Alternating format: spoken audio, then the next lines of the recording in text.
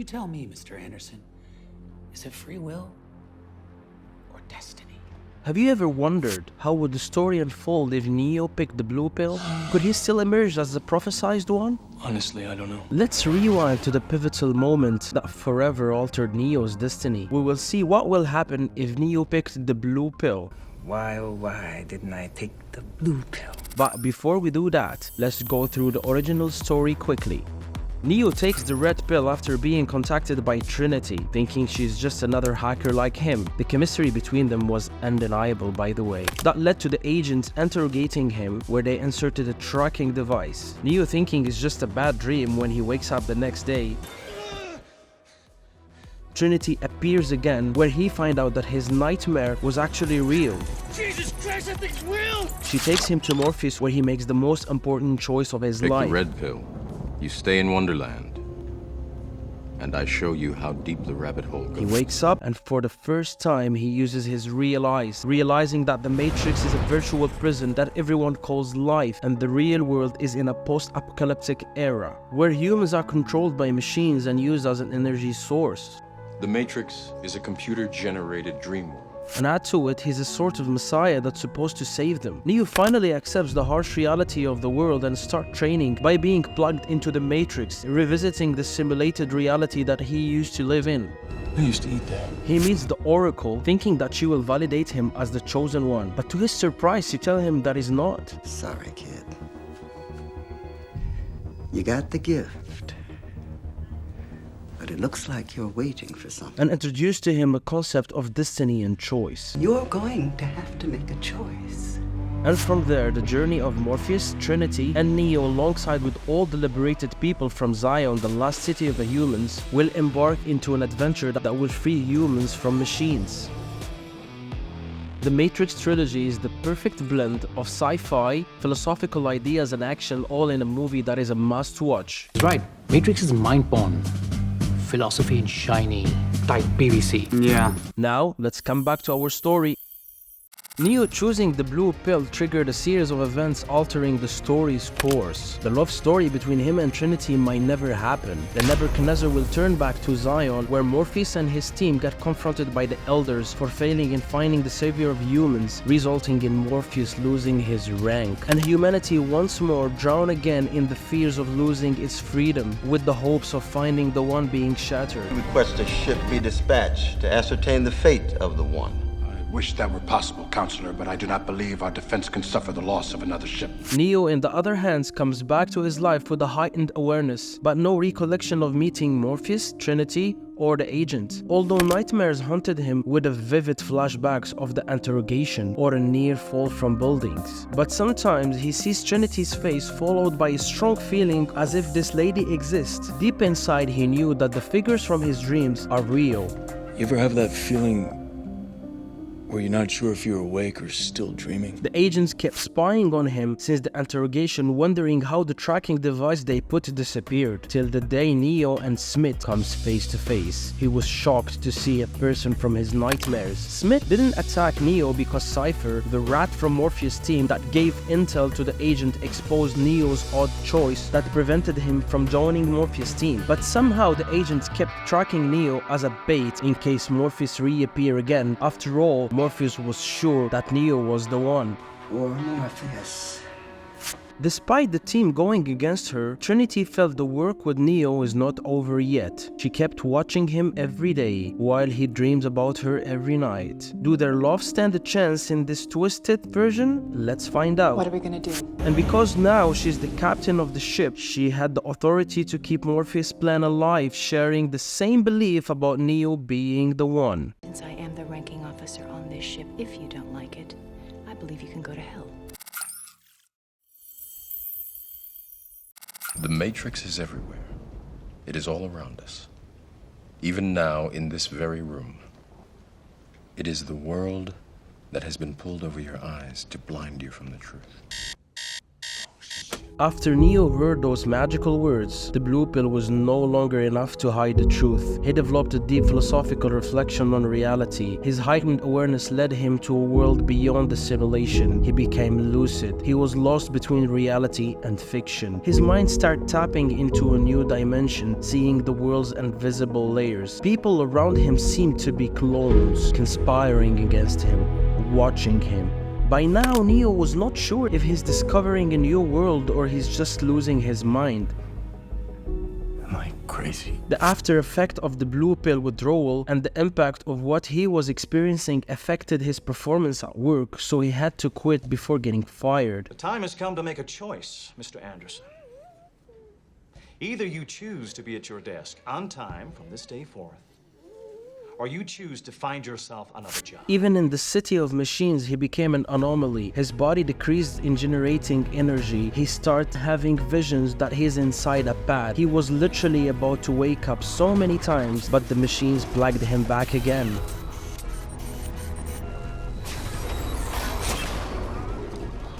Trinity and her team picked up the strong activity in Neo's brain, and now they are sure that Neo is ready for the red pill.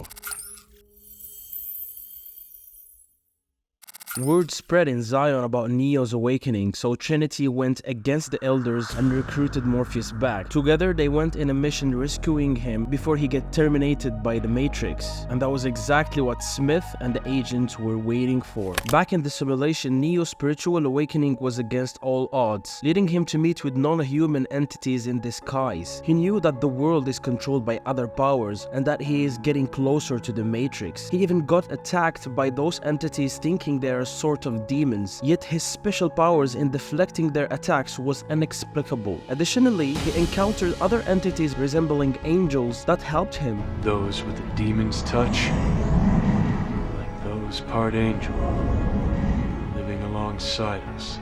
Though they remained unable to answer his question, yet directing him to the only entity that is capable, the Oracle. Every time you've heard someone say they saw a ghost or an angel, every story you've ever heard about vampires, werewolves, or aliens is the system assimilating some program that's doing something they're not supposed to be doing. The Oracle assured him that Morpheus, Trinity, and the interrogation were all real occurrences, and that the Matrix is watching him, underscoring the imminent danger he is facing. Furthermore, she revealed that his powers are beyond what he could imagine. Neo's unexpected encounter with the Oracle marked him as a threat to the Matrix, and the sole reason he remained alive was due to the agent's plan to exploit him as a bait to capture Morpheus, compelling the City of Machines to postpone Neo's execution. Mr. Anderson. The agent was a program that grew stronger to the point that he started giving commands that go against the machines, signs of a new rising power within the Matrix. The program Smith has grown beyond your control. Soon he will spread through the city as he spread through the Matrix. Morpheus goes on a mission to save Neo and unplug him from the Matrix, but unfortunately fails and falls into Agent Smith's trap. That pushed Trinity in a suicidal attempt to save Morpheus, where she showed signs of strength that surpassed the agents. Miraculously, Morpheus was saved, but unfortunately, Neo was not. I know Morpheus. I can see you are filled with doubt, clouded by uncertainty. After everything that has happened, how can you expect me to believe you?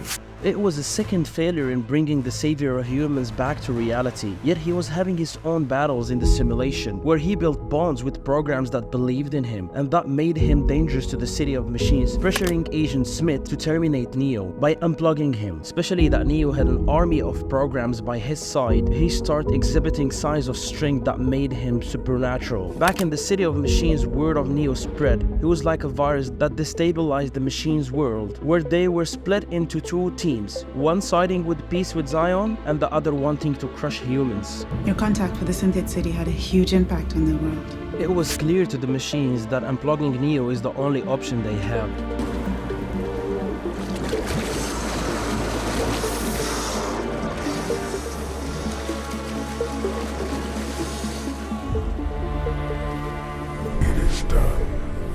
Especially that his powers were increasing inside the Matrix, making him a defective product that is growing like a cancer and need extermination. Before diving into this part, I want you to know that if you like and subscribe, it will be a massive support. Thank you so much. To the machine's surprise, the damage is already done. It's true that Neo never make it to the real world, but his brief existence in the Matrix and being in touch with programs built with an artificial intelligence that have a sense of justice and comprehend feeling joined humans by immigrating to Zion, using the Oracle like a liaison between machines and humans. And finally, a union emerged. Machines are on our side now. A union blending two worlds together.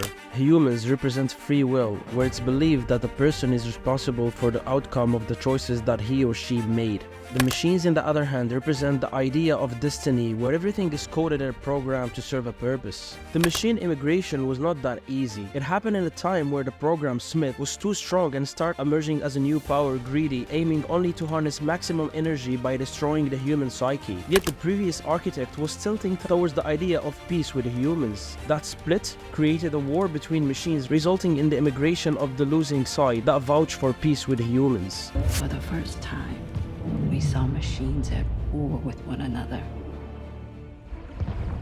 For years, machines and humans collaborated to enhance the quality of life. During that period, tales about a human being responsible for the Renaissance called Neo, who woke up inside the Matrix and damaged the productivity of energy. Power plants were unable to produce enough energy. This made him a legend, and a lot of humans tried to find him in the Matrix, but his signal was lost and they were never successful in finding him.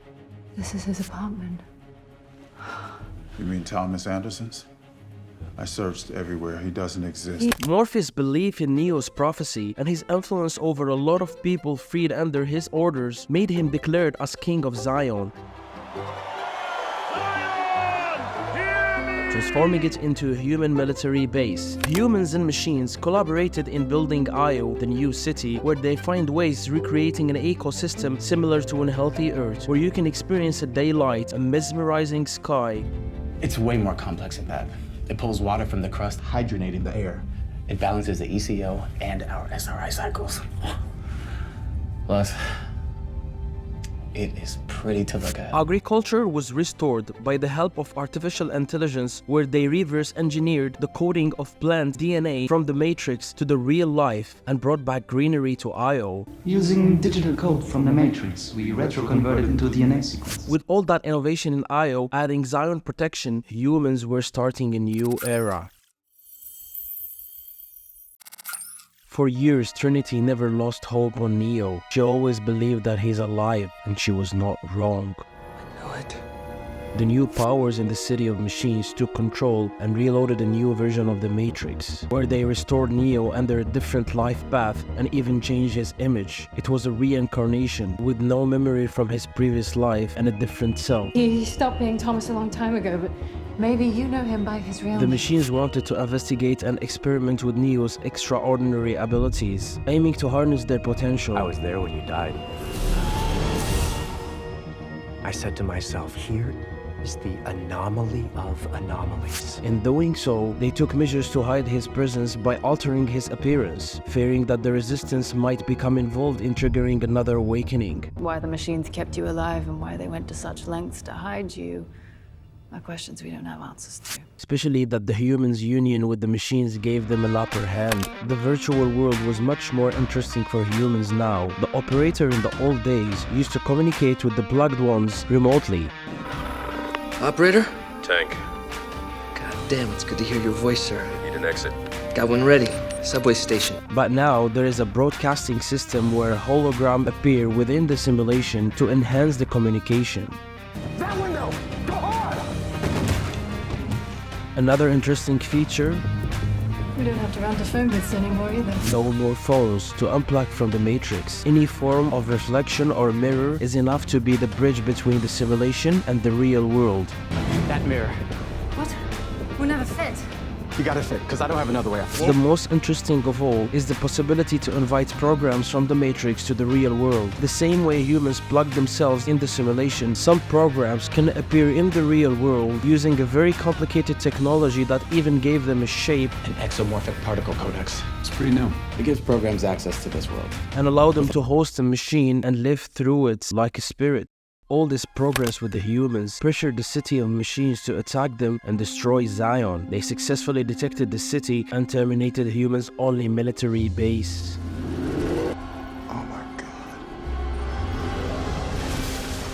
Morpheus and the team flee to Io, the last city of humans, and with that, humanity come back almost to square one, needing a hero to save them again. Commander, do you think that we have any chance of surviving? Morpheus plugged himself back to the simulation, searching for talents and freeing more minds. Teachers, lawyers, carpenters, the very minds of the people we are trying to save. But until we do, these people are still a part of that system. To counterfight the Matrix, he created a whole underground world, and with the help of machines, he was almost impossible to trace for years. You see, I survived. No one sneaks up on me anymore. I am all-seeing, all-knowing.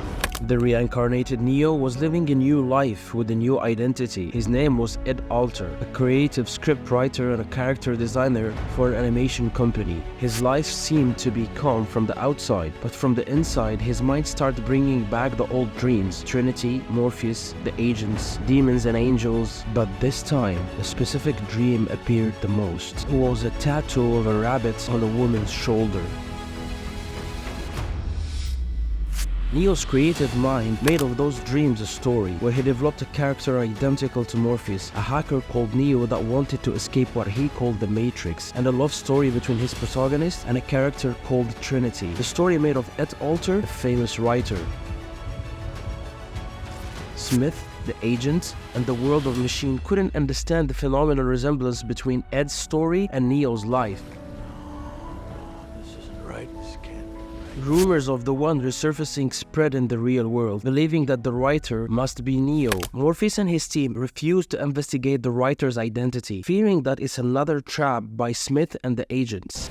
It's a trick! Trinity and the Elders opposed Morpheus and assembled a team led by Bugs. My name is Bugs. As in Bunny. In tech that listens. Bugs is a young soldier that shared Trinity's belief about Neo. You see, most people think that Neo is dead. But I know he's not. Before being freed from the Matrix, she was obsessed with Ed Alter's stories. Deep in her heart, she knew that Ed and Neo might be the same person, but how she will convince him was the tricky part. Her plan was to reveal the truth to Neo, but in case he didn't cooperate, they were prepared to abduct him and unveil the reality by shattering the altered image done by the Matrix. This is how you look to yourself. Somehow they were able to alter your DSI loop. This is how everyone else sees you. After meticulously devising a perfect strategy to confront him, she finally managed to track down the writer. Who the hell are you? To her surprise, Neo was already willing to cooperate once he spotted the rabbit tattoo. Bugs had the idea of the tattoo after she was freed from the Matrix, learning about Neo by connecting with a group of people who idolized him and studied his life extensively. What?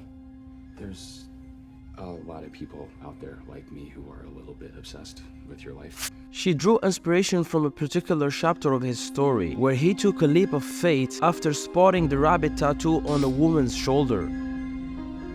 Yeah. Sure. Okay. Never thinking that this tattoo would become a sign for Ed to take that fateful leap once again. Bugs' next move was to connect him with Morpheus. Doesn't remember, but we met many years ago. We met and you gave me a gift.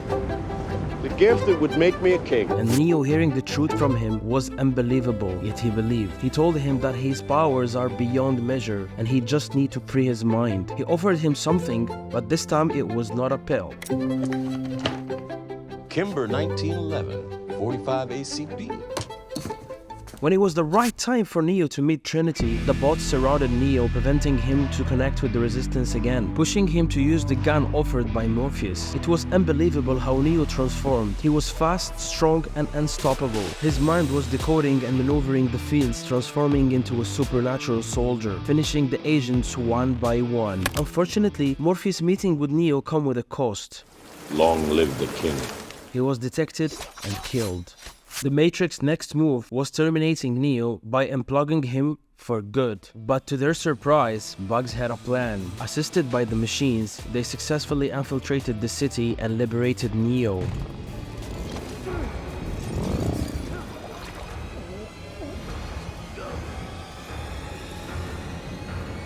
As he sees the world with his real eyes for the first time, his gaze met Trinity's, and in that instant, it felt as if he had always known her. Love at first sight ignited between them. The closer they got, the stronger they became. Dangerous when mixed together. Every sim where you two bonded, let's just say bad things happened. Being the power couple in the Matrix, leading an army of humans and machines, ultimately confronting the architect, dismantling his version of the Matrix, and reprogrammed it. Kind of like that.